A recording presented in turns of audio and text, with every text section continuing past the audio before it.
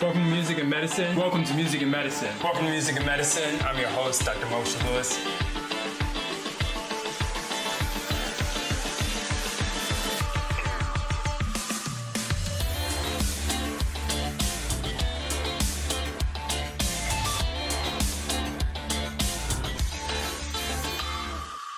Welcome to Music and Medicine. I'm your host, Dr. Moshe Lewis. I'm excited to be here with a living legend. This is Miss Dionne Warwick, ladies and gentlemen. Hi. 6-time Grammy Award winner, 58 top 100 songs on the Billboard. I mean, the list continues on. She's ambassador for health. Yes. I mean, it's just so magnanimous. Our show is called Music and Medicine, and I feel like your life is so emblematic of bringing health and nurturing, not only your family, but our entire country. And I have to thank you for that. Well, it's been my pleasure. Seems that's what God put me here to do. So I wanted to start and kind of use some of your songs as an example of the way that you've done that. And for whatever it's worth, from the age of 6 or 7, my mother was a diehard fan. So we would listen to a lot of your music. And then I came to know your music myself. But if I pick a song, say a little prayer for you, Yes. just tell us about how healing that was at the time, because some of the younger people today may not realize that that song was really something that spoke to a lot of parents who had sent kids off to the war. Yes, indeed. It was written during the Vietnam War, and it was basically the way that Hal David, who wrote the lyrics to the song, felt about what was being done and should not have been being done. And I felt exactly the same way. The song apparently was a comfort to those who were over there fighting this senseless war, who found out it to be. And they were our babies, you know, the young men who were being sent over, and women as well, sent to do something that was really not necessary to do. And it appeared that that song was bringing comfort. As a matter of fact, I remember vividly Colin Powell even telling me how that song brought him through. Wow. So it was, I'm thrilled to have been a part of that, I really am. Sure. Another song that I think also speaks to just the trials and tribulations that so many people in the industry go through. Don't Make Me Over. That is such a polite way of saying something that we're going to talk a little bit about. But just tell us like how important it is for artists to be able to be recognized for the talent they have and not get false promises. Yeah, you know, it's so amazing how we're all being tried to be put into a certain box. You know, you belong in this one and you belong in that one. No, you belong where we are. You can't be anyone other than who you are. So what's the point in trying to rearrange something that is, as I say, perfect? God made this. Right. There's nothing you can do to change it. So don't even try it. Absolutely. A song that will be timeless forever. What the world needs now is Love, Sweet Love. Yes. Just tell us about some of that song in terms of what it meant to you. You bring so much passion to so many of your lyrics. Well, again, Hal David, who I felt very, very spiritual. And he, such a kind heart, he really was. You know, I miss him terribly, I do. Right. But he wrote words that meant something to you. You know, he didn't talk at you, he talked to you and with you. And our world at this point in our lives, unfortunately, is so chaotic, and madness is going on, not only within the realms of humanity, but we're enduring this COVID and whatever this other thing is running around, taking the lives of people, because it's a very simple thing to combat, of course. Right. But we have a way of just being obstinate. We're so spoiled. It's not going to bother me. Yeah. Right. Okay. But our world is kind of lacking in that 4-letter word, love.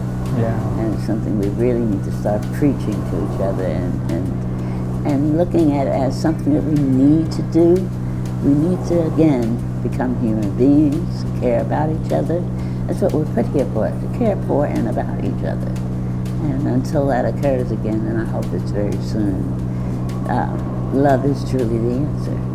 Marvin Gaye said it. Right. He did. He said, love is the answer, Love is the war answer. is not. Sure. And on that note, I know we've gotten to know your son, Damon, and he shared with us you sort of sitting down with guys that don't always use those words and sometimes call people out their names, and ultimately that got born into a song. Just tell us about your just matter-of-factness to say, you know what, I want them to come over, corrupt, I want them to sit down, I want to talk, and then it became a remake of that song. It did. You know, I just let them know, first of all, I would never have invited you to my home if I didn't care about you. It's the first thing. I wanted them to understand that.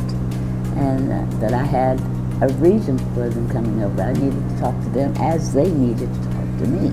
Yes. We needed to converse and find out why, as they said, I was dissing them, which I didn't know what is dissing. Right. And it was disrespect. I said, well, say that. Right. You know, disrespect is a word. Dissing, I don't know what that means. Right. But at any rate, we had a very long conversation, and they understood where I was coming from. I said, you know, your ears are going to grow up as you are. And once you get to a certain age, you're all going to look into the fact that you may find a young lady that you care enough about to want to get married and start having children of your own, and then you're going to have a little girl, you know, and that little girl's going to start growing up, and she's going to hear these words that are coming out of your mouth on radio, and she's going to turn around and look at you and say, Daddy, is that you saying that about ladies and girls? What are you going to say to her? Right. You know, so I would suggest there are other ways to express your feelings. And they felt that I made a little bit of sense, you know, and it started turning that around. Yeah. So the word gangsta, the rap, kind of started dissipating, which I'm thrilled to be able to say. Sure. My adopted mom was born in 1906. She used to use a word called gumption, which you may not have heard of recently. Yeah, and certainly, not recently, and my mother but used you? it too. Exactly. So tell us about what gave you the gumption to be able to say, you know what, I really want to say something to the youth. I want a little, because so many people would say, oh, it's not my place, or it's not appropriate. What gave you that? It is your place. It's your, you know, we are the village. And as you were brought up, so was I.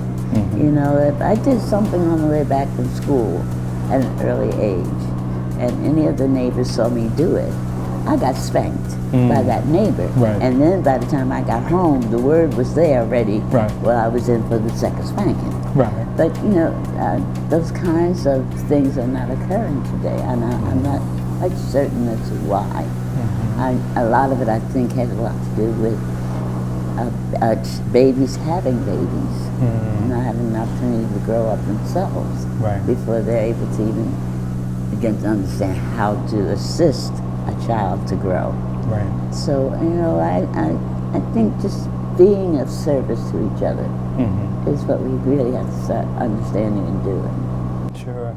It's clear that you love being a mother. Your children are so close to you, and you find it so important in raising them. Tell us just a couple of the things of which you are most proud of your two sons. I mean, they are so amazing. You know, my babies were, and still are, being brought up the way I was. You know, with respect and understanding and love, honor. They have no reason to do anything outside of what they're being taught. And that basically is the answer, how they're taught and what they're taught. And that is enforced. You know, they know when Mama says no, it means no. Right, well, tough And love. when I say yes, it means yes. Sure. And it's really that simple. They know they're loved, they know they're cared about and cared for. I know that they love me and they care about me. Sure. And I think it's really the answer. You know, we genuinely need and want to be there for each other. And that's what we do. Sure. Talking about caring, the three of you all working together, Burt Bacharach and Mr. David and yourself, as you all know, formed this perfect relationship in music that so rarely can be found. But yet, as relationships go, there have been some rocky times, and ultimately things didn't work out. Talk to us about sort of how that felt, but also the importance of putting it back together the way that you all did, which is so incredible to hear. You know, it was nothing more than anything else. You know, friends have a habit of being friends for as long as they're going to be friends. Right. And there comes a time when you say, oh, I'm going to be your friend no longer. Right. No, goodbye. Sure. If it's a true friendship, it never ends. Right. And that is basically what happened with Bacharach and David and I. Right. When they breached the contract, I had no choice but to take them to court. I won the case, of course. And for a period of well over 12 years, there were no relationships of any sort between us. Right, to speak of. We didn't speak to each other, we didn't talk, and there was nothing to talk about. Right. A song brought us back together. Yes. And I mean, that's the beauty of music too. Sure. But as it turns out, you know, we all go through those periods of time. Sure. And when it rings true, Right. as our friendship has and still is, Bert and I are still friends. Sure. You know, we still call each other on birthdays and Christmas and holidays, and you know, or just to get together. We still do that. Sure. So our relationship has lasted now almost 60 years. Wow. So, you know, with the exception of those 12 years that we were kind of at each other's necks, aside from that, that's a relationship that will always be. Sure. And let's talk about that song, That's What Friends Are For. Just tell us about the obvious meaning, but also sort of that deeper meaning that you found, that it just so spoke to your heart, that you wanted to literally call some of your best friends in to be a part of it, which was not something we saw as commonly at that time. You know, I was watching the film Night Shift, where the song originally was recorded by Ron Stewart. And I was getting ready to record with Bacharach and Carol Sager's wife at the time. Yeah. And I brought the song up. And they said, well, yeah, of course, you want to record it, of course. And I suggested that it be about friendships. And I called my friends who happened to be in town and were willing to do it with me, which, thank you, God. That always helps. Gladys, Elton, and Stevie agreed to sing the song with me. And as it turned out, Elizabeth Patel happened to be at the session. And she asked if we would mind giving that song to the AIDS issue and helping us establish a foundation of AMPAR. And we felt, well, you know, we had all lost enough people to that devastating disease, and felt that if that's all it took, yeah, why not? And subsequently, that's what Friends Are For, basically is what it's really about, friendships, and the meaning of friendships, how that is something that you do not just arbitrarily decide it's going to be. You know, you have to sincerely feel that, yeah, okay, we got a friendship going on here. And it doesn't necessarily mean that I know you personally enough to call you my friend, but the friendship aspect is more of what it's really about. Sure. At that time, you were willing to do things that some people were afraid to do, hug a child that might have AIDS, really be an outspoken advocate for it. What types of things inspired you to sort of have such a strong health and a message of health, not only in your music, but also in a lot of the things you did, ultimately becoming an ambassador for health? Yeah, I, first of all, selfishly, feel that I gotta have some healthy folks sitting in my audience when I'm singing to them, okay? I want them all to be healthy. Right. So it didn't take much for me to decide to do or be a part of the health issue. We were losing so many people within my industry, first of all, to AIDS. And something that could have been literally, you know, let's pay a little more attention to how to combat this thing. So education basically was my arena. But I felt that whatever it needed, you know, if I was able to give it that push, that's what I was going to do. And it didn't take much. It didn't take anything at all, as a matter of fact. Just me speaking out about it and Right. making people aware this is what you can do, you know, and this is how we can combat this silly thing. So let's all get busy here. True. But that's just so great that you felt inspired to really take it and, like you said, give that extra push, because Yeah. sometimes it can be easy to step back and not be I as know, involved. The and same thing with We Are the World. Listen, we were all sitting around our kitchen table talking about it. Right. And, you know, I kept saying, well, it's time for us to start doing instead of talking. Right. And I just felt that, okay, somebody had to do it. Mhm. And I'm usually the one. Not too Which shy. doesn't bother me, you know. Sure. It's like, okay, what can I do that might start this ball to rolling, Sure. getting people's attention and paying attention to it. And it worked. Sure. One of the things, and I don't know if you hear this enough, is that we find you so relatable. You raised your 2 kids essentially on your own. You thought and dealt with a career that is very tumultuous, even in the best of times, and certainly that can be the worst of times.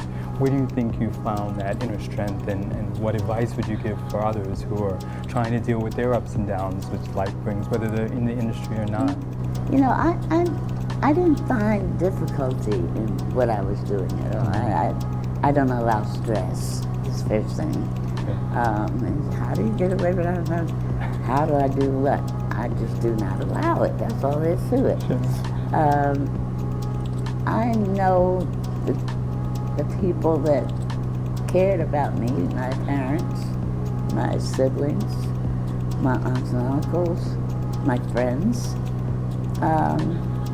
are the ones who still care about me. Sure.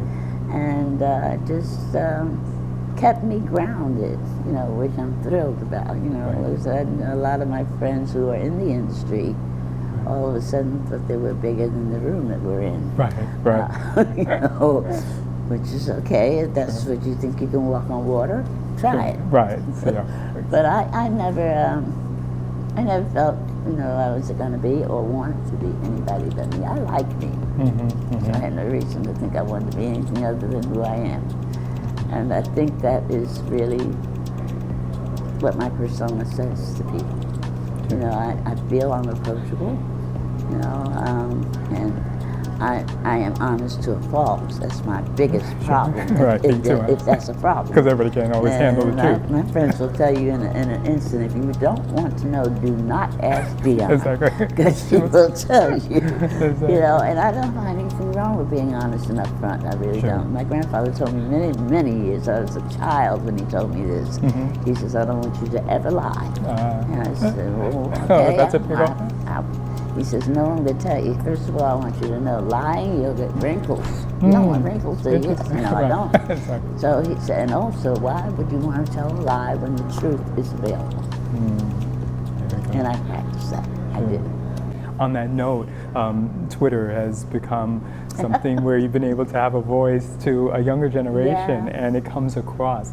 How do you find that experience in terms of, do you feel like you're sort of the voice that we didn't always hear in our grandparents, because some people may not have had them? So many families are fractured today. Yeah, no, I think after seeing some of the things that these kids were saying to each other, it was very disturbing to me.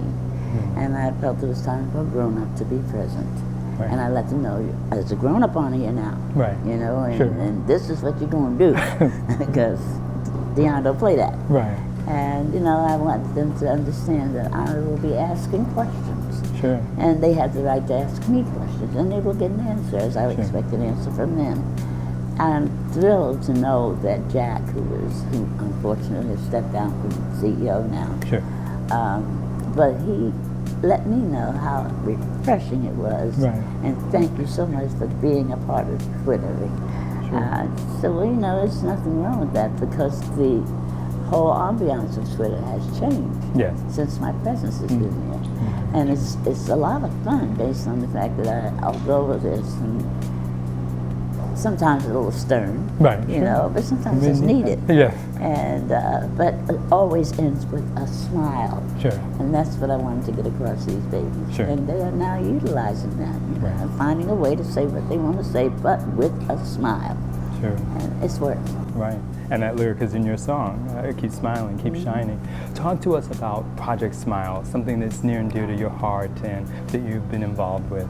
Yeah, Operation Smile is an organization that I became involved with in the 90s. And what they do is just Incredible. It's miracles.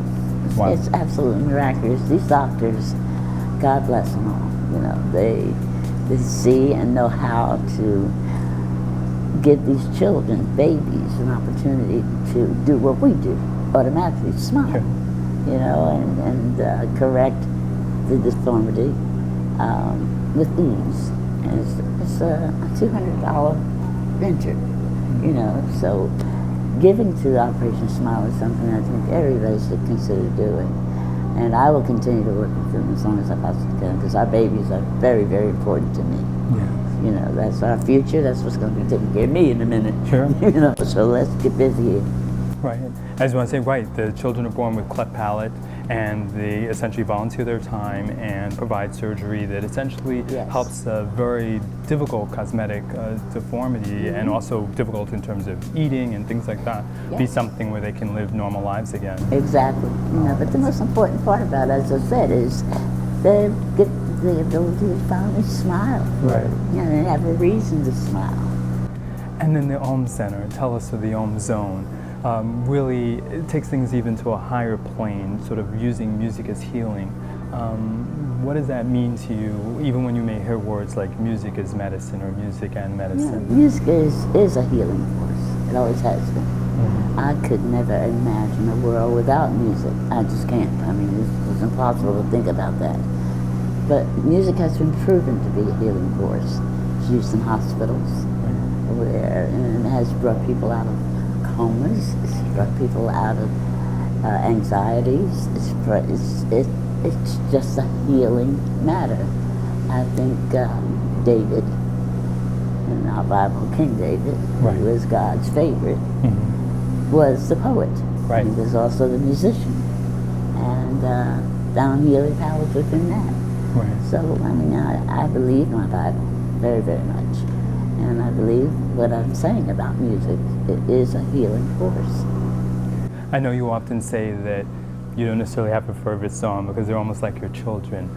But is there a way that some of your music even speaks to you, or that you feel it's gotten you through some difficult times yeah. or complicated decisions? Certainly, you know, and it's brought me up on several occasions, you know. I mean, I've gone on stage with a headache, Right. and before the end of the show, my headache is gone. Right. You know, I find joy in what I do. And I think that is basically the true answer to that. Sure.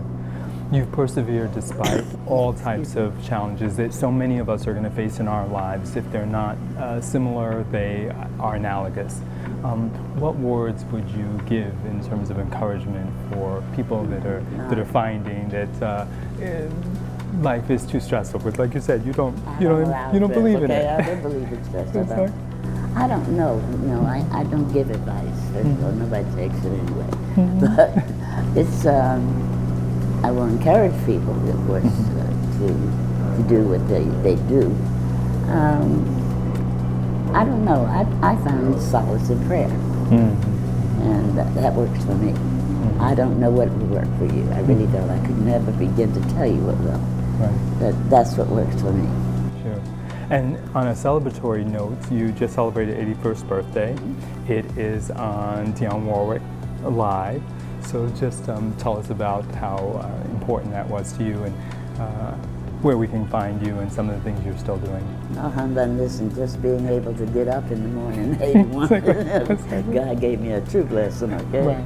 So, and that's how I feel about that. I feel that I am truly blessed to have been able to share 81 years Sure. with not only myself, but with all those around me, Sure. and still be capable and able to do what I do and what I love doing. Sure. And for as long as God decides that I'm doing what He wants me to do, that's how long I'll be doing it. Absolutely. A blessing. Well, I thank you so much for your time, your history that you've given us of music. You've kind of helped us walk through our lives and found moments to cry and moments to walk away and moments to stand and be proud and moments to treasure friendship. And this is truly a blessing to be able to speak with you today. Well, thank you. It's my pleasure. Sure, absolutely. Welcome to Music and Medicine. Welcome to Music and Medicine. Welcome to Music and Medicine. I'm your host, Dr. Moshe Lewis.